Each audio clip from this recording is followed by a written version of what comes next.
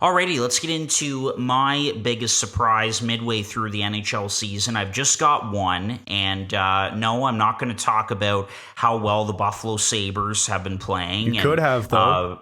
yes, I could for sure, but I do not want to put any bad luck on my hockey team whatsoever. So anyway, and I don't want to come on and every chance I get. I don't want to just talk about my Sabres. So I'm going to talk about the Florida Panthers as a negative surprise midway through the season. You mentioned them earlier on, but this team just isn't the same, man. 18, 19, and 4 through 41 games, 2 points behind Buffalo in that Atlantic division, and 6 points out of that second wild card spot in the East. Who would have thought that the defending President's Trophy winners would be in this position? I watched them yesterday. They lost 5-1 to the Dallas Stars, and I mean Dallas is a good team, but man, like that was a game that that Florida really needed to win. And at this point, they have to be lights out. Like they have to go on a big run in order to get in and have a solidified playoff spot. I think this goes back, and we heard Elliot Friedman talk about this. I think that tensions were high. People were pissed off in that organization after the loss to Tampa in the playoffs. And they wanted to really shake things up and be a tougher team to play against. Well, they certainly did that with the Tkachuk trade. And although Tkachuk has been fantastic and he certainly is an elite player, they gave away two huge parts of their core in Huberdeau and Uyghur, and I think it's drastically changed the makeup of this team. And Paul Maurice as well was kind of a surprise hire behind the bench. I figured that after he resigned in Winnipeg that he was going to be done, one of those old school kind of coaches. And I'm not trying to bash Paul Maurice at all, but I just don't know if it's been the best fit.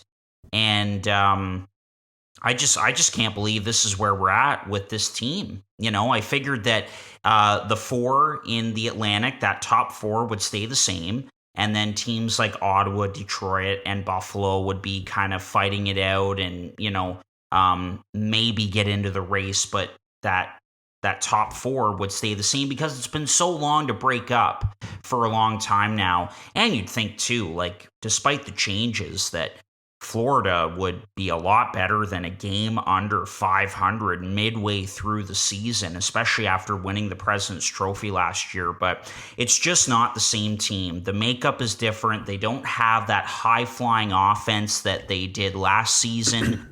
The depth isn't there, especially on the back end without Mackenzie Weegar. And we know that Aaron Ekblad, as good as he is injury prone.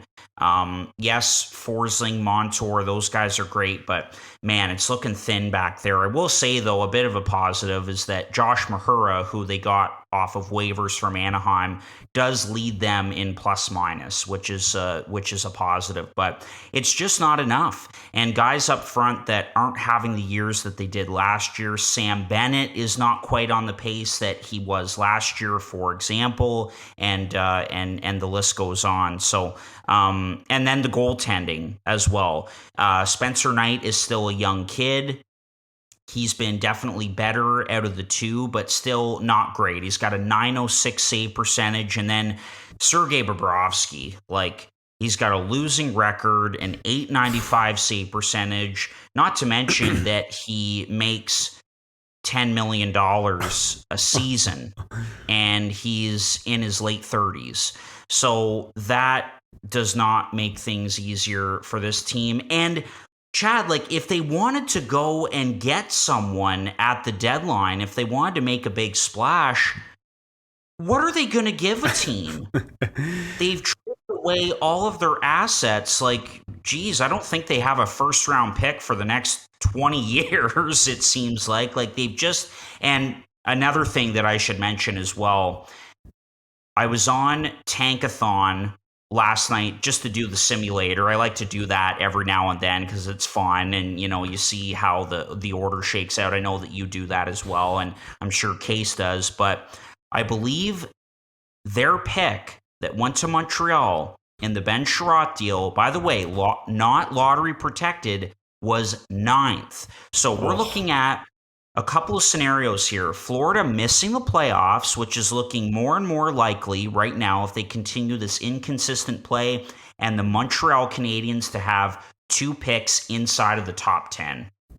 It's been a nightmare for the Panthers. They have completely effed themselves with everything that they've done. I know that you agree with me here. Just a thought on the Panthers. Yeah, I mean, talking about being outside of a playoff spot right now, Money Puck currently has the Florida Panthers with an 18.8% chance of making the playoffs this year. This is the reigning President's Trophy winning team, as you mentioned, that isn't only going to miss the playoffs, but they're probably going to miss by a wide margin because the Metro is so good. And it'll likely be 3 teams from the Atlantic and 5 teams from the Metro. At least that's how it's shaking out to be right now at the midway mark of the season. But it's the midway mark of the season. We are 41 plus games into this year, and what's the date that we usually talk about, for playoff teams? If you're not in the playoffs by this date,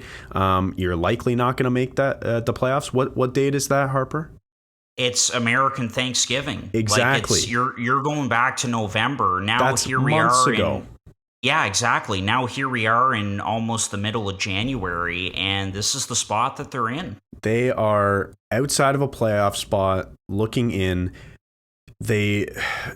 Okay, I want to go back to the trade. The Tkachuk trade, they sent Huberdeau and Weegar for Tkachuk, and when that trade happened, we were like, okay, maybe it was the case that neither of those players wanted to sign long extensions and play in Florida, whatever. Maybe they won't even sign in Calgary. And so maybe at the end of the day, the Panthers who get Tkachuk might be making out like bandits, because I think it was safe to say that he was the best player of the 3.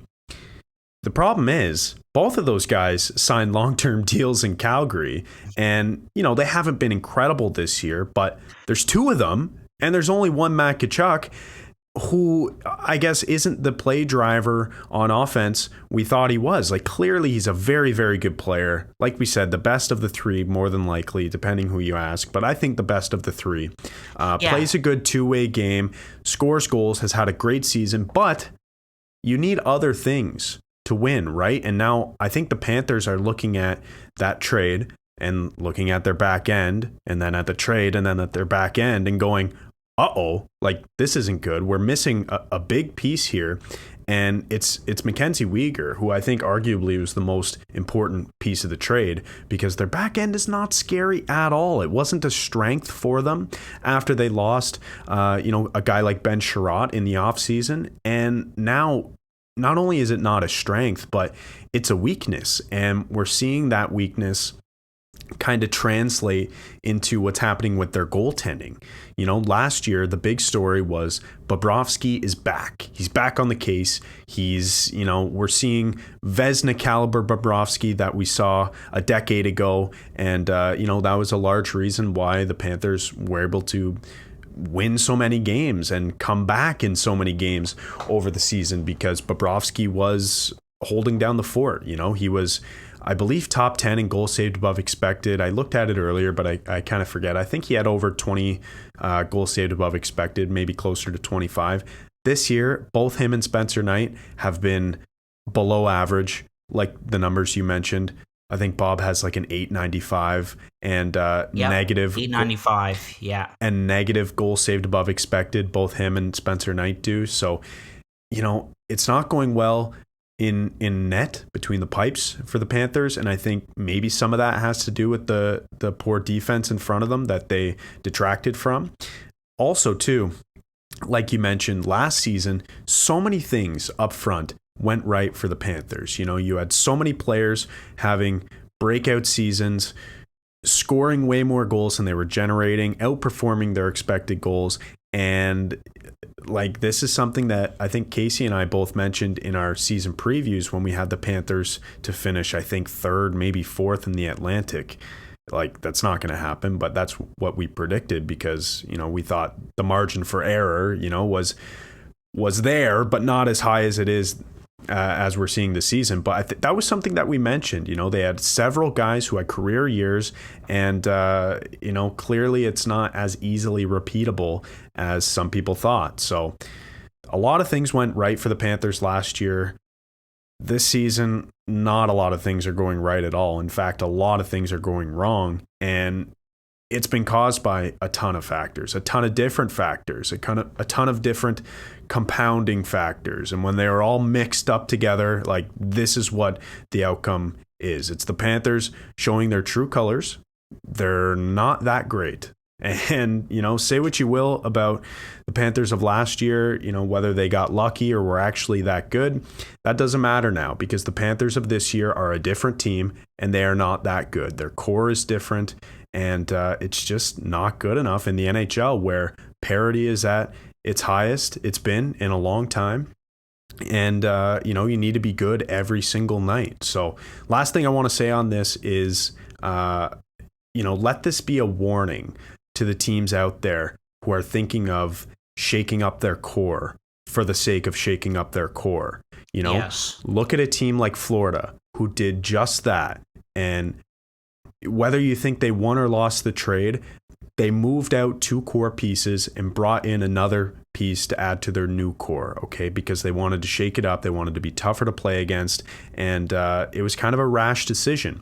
Well, contrast that decision by the Panthers with the other team in Florida, the Tampa Bay Lightning, who got swept by the Columbus Blue Jackets all those years ago in the first round. There were rumors swirling that maybe they should blow up their core or shake it up, make some trades and change up the makeup of their team. Tampa Bay, Julien Brisebois said, nope, we're not going to do that. We're going to stick with it. And look at where the two teams are right now. We've got a former President's Trophy winner in the Florida Panthers who are now going to miss the playoffs. And then we have the Tampa Bay Lightning, who won back-to-back Stanley Cups and went to the Cup final 3 years in a row. So let it be a lesson to all the GMs out there that maybe don't make a trade for the sake of making a trade. Exactly. And again, before we wrap up on this and go to Fantasy Corner to finish off this episode, don't make emotional hockey decisions, I think, because again, we heard Elliot Friedman talk about it, that there were a lot of pissed off people and things really needed to cool down in that organization after losing to their big brother, the Tampa Bay Lightning. And I get it. It's the team in the same state that's been so dominant for so long. You're trying to get there. You're constantly being compared and you're constantly under the Tampa Bay Lightning. But man, you have to be careful with making hockey decisions, and it's backfired so far for the Panthers.